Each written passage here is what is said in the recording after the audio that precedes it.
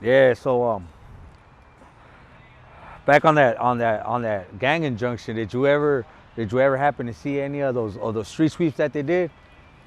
No, not here because there was always somebody out and about or somebody alert. Yeah. So I mean, which was mostly me. I mean, I was getting a phone call like every 5, 15 minutes, and I'd run and cops have a group of kids, and I'd go up to them, come on, let's go, get the fuck out of here, and the cops would be like, oh, you're interrupting the police. No, no, no, I'm not interrupting nothing. They hated me. Yeah. I just would go and interrupt everything. So anytime something would happen, I'd pull up really fast, my car, jump off, like, what the fuck you guys doing now? And, Harassing the youngsters yeah, and shit. yeah, and and it was at first it was kind of like nerve wracking, and because you don't want to. I don't ever try to be disrespectful to any kind of officer, anybody, right? Yeah. I'm gonna give the respect, but then when they're treating you a certain way, it's like, wait a minute, you're gonna know that I'm serious. But yeah, but you know what? Like the way I see it now, like when we were growing up, those cops they were disrespectful as fuck. Yeah. You know what I'm saying? Yeah. So the way you get at me is the way we would get back. Back, yeah. You know? Yeah. Nowadays, like, yeah, the system has changed a bit, Yeah. They're a little more respectful and all that. But obviously, when they gotta do their job, they gotta do their job. Yeah. But back then, shit. Yeah. You know what I mean? It Good luck. You know what I mean? When back in like 80s, 90s, the cops that were here, they knew everybody, and it was cool. They would see the homeboys hanging out in the corner and pull over. Hey, just hide the beer. Put a paper bag over it, something. Or stay to the side. Don't let it be known, because neighbors are calling saying that there's you guys are out there drinking, whatever. And there was always that excuse: a neighbor, or people passing by. Which was somebody that was white, basically. That was always complaining. Because back then it was nothing but Latinos that lived here. Yeah. You didn't have the mixed race that you have now. Yeah. And or much I should say mostly white, because that's what it turned out to be. For reals, yeah. I mean, I'm walking around and I'm just Yeah. like, shit. Where's Yeah. where's all my raza at? And all la raza is over the gate over the there, gate, man. exactly, right? They're the vendors. Yeah. So I don't think till it was probably about until 2009 up until maybe 2011 we had a whole different round of police officers. Yeah. They were assholes. They were trying to make a mark for themselves. Yes. They were trying to move up in rank. So Is this Rampart Division too? This part's Rampart from Sunset Echo Park. It's Rampart down that way. Oh, so yeah, you guys got Going that up, crap shit that was yeah. going on during the Going Rampart up was scandal, right? You know what? Back then, not so much Rampart no more. After that whole scandal stuff happened, they kind of just like kept their distance back off. Even now, like sometimes when some of the guys get caught right here on Sunset, they won't get involved. They'll call Northeast, and Northeast will come out to either deal with it.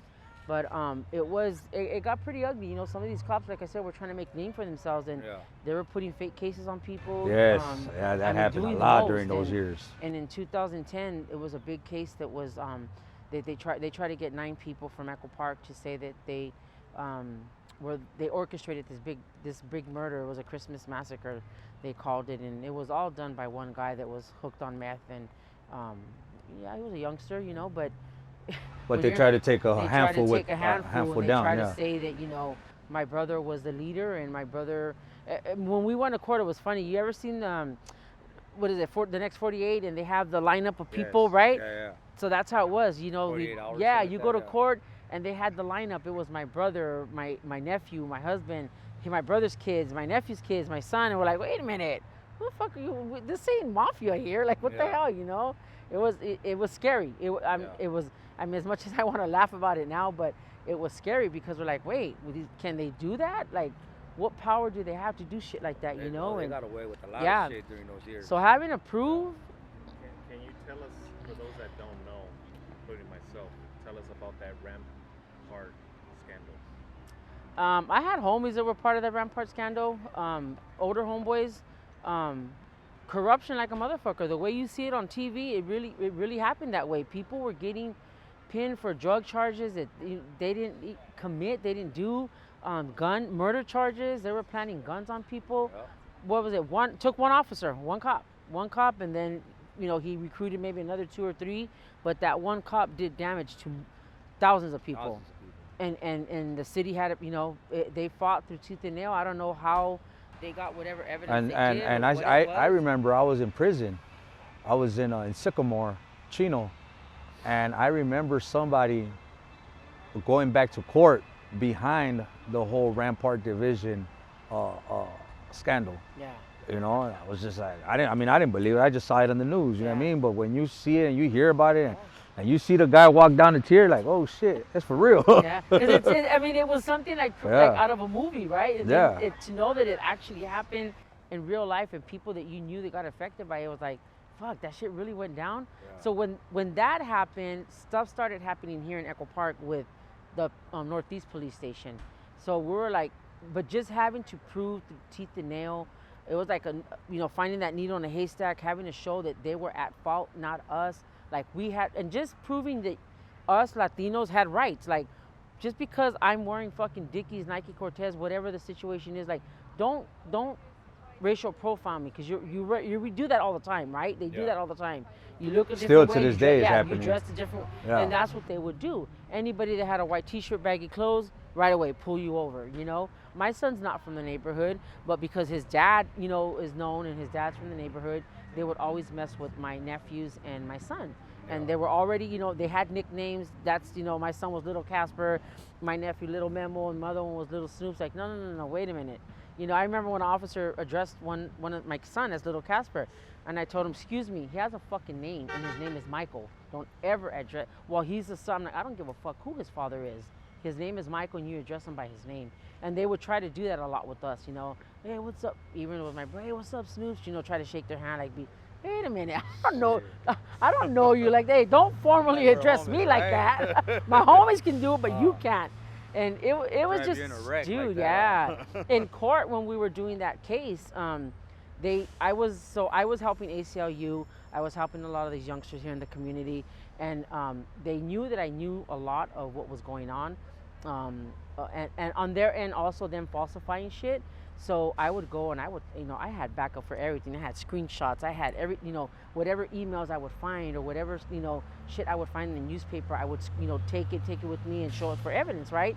So they try to figure out ways to smut me up, and they were bringing pictures of me in the movie.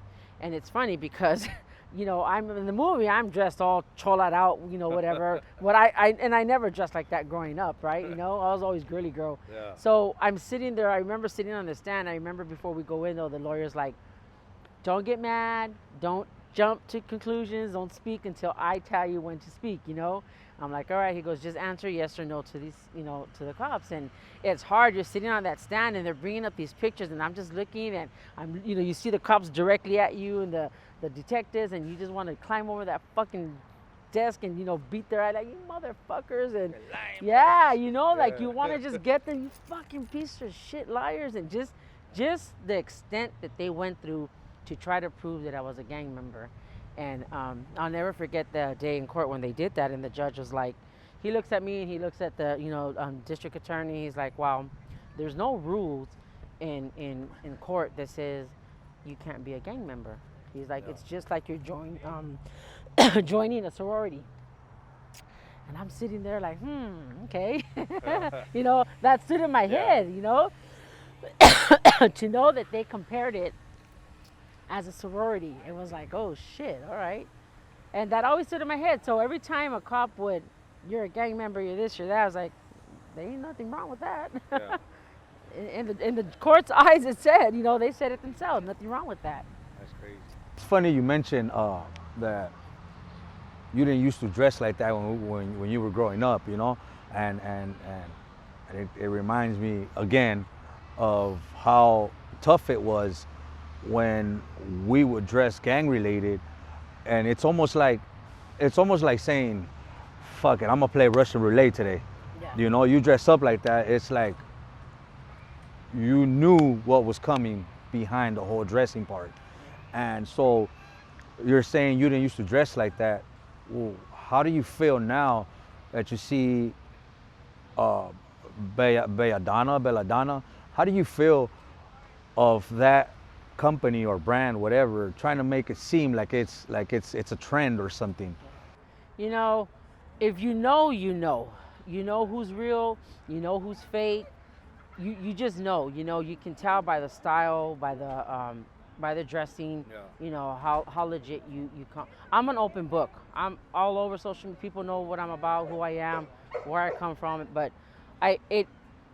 it bothers because it's like you're coming up on something that was my lifestyle, you know, and not just with them, anybody in general that's faking that funk, you know, like you're using my lifestyle as money marketing, as a trend, right? Yeah, you're marketing off of it.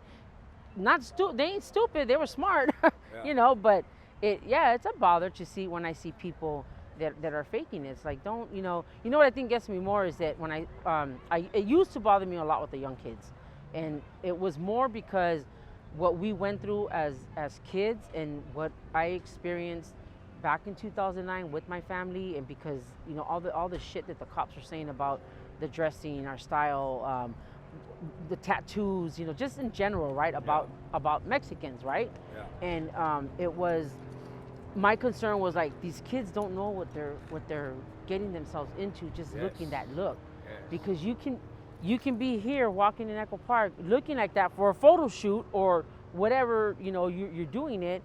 Let an enemy come by, not that it's active like it used to be, but let somebody come by, see you, hit you up, or just shoot you. And then what? Because you dressed the way, because you liked the trend, or because you wanted to stand out. Like, you know, there's a lot that comes to it, and I don't agree with a lot of it.